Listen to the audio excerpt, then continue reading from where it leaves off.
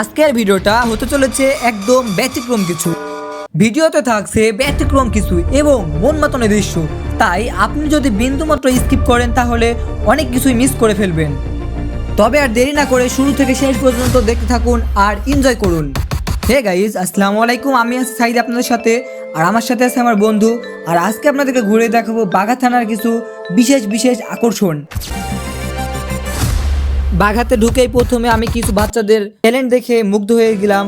বিশ্বাস করেন, ওদের 7-8 বছর বয়সে ওরা যা করছে আমি আমার 15-20 বছর বয়সেও তা এখন পর্যন্ত করতে পারবো না। শুধু তাই নয়, বর্তমানে ক্লাস 6-7 এর ছেলে মেয়েরাও 2-3টা করে প্রেম করে, আর আমি কলেজে উঠে এখন পর্যন্ত একটা করতে পারলাম না। আমি বিশ্বাস করি না। এখন যেটা দেখতে পাচ্ছেন এটা হচ্ছে বাঘা থানার সেই বিখ্যাত দিঘি। বাঘা থানা বিখ্যাত দুইটা কারণে, প্রথমত বাঘা মসজিদ ও দিঘির কারণে।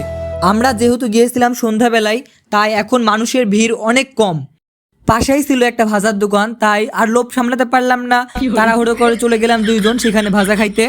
ভাজাগুলো ছিল অনেক স্পেশাল, আর কোনো মেয়ের মুখে যদি পানি চলে আসে তাহলে আপনারা আমাকে অবশ্যই বলতে পারেন, আমি আপনাদেরকে খাইয়ে দিব।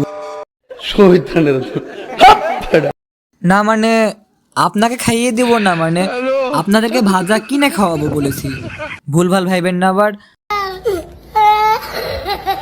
তো যাই হোক, 10 টাকার ভাজা কিনে 10 সেকেন্ডের ভিডিও করছি, এটাই অনেক। চলুন এবার যাওয়া যাক চটপটি ও ফুচকা খাইতে। Guys, I love chotpoti and I hate fuchka. আবার ইংরেজি মারাও।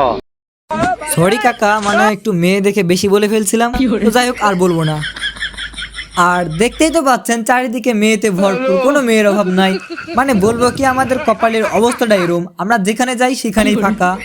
কি করব কাকা, তোর মাথা নষ্ট। বিশেষ করে মেয়েদেরকে বলবো কেউ নজর দিস না বোন। আর দিলেও যায় আসে না, কারণ এমনিতে অনেক চিকন, একটু নজর দিলে পেট ফুললে তা মোটা মোটা মনে হবে। দে, কিছু করার নাই। আর একটা কথা বলে রাখি, আমাদের ভিডিওটা যদি আপনাদের কাছে ভালো লাগে তাহলে অবশ্যই লাইক, কমেন্ট অথবা ফলো দিয়ে রাখবেন। আর না ভালো লাগলে কিছু করার নাই। এটা দেখে তো প্রথম আমি ভেবেছিলাম আমাকে চা দিয়েছে, কিন্তু পরে দেখি না, ব্যতিক্রম, এটা ছিল টক।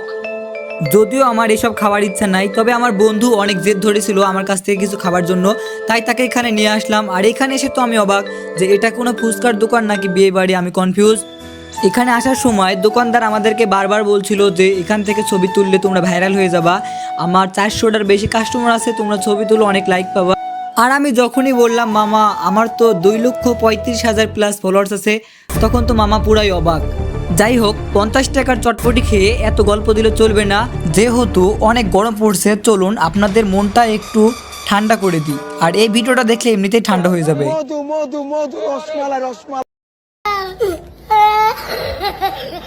আর আজকে আমার পকেটের অবস্থা একটু গরম ছিল, তার জন্য চলে যাই দেখি কিছু কেনাকাটা করা যায় নাকি।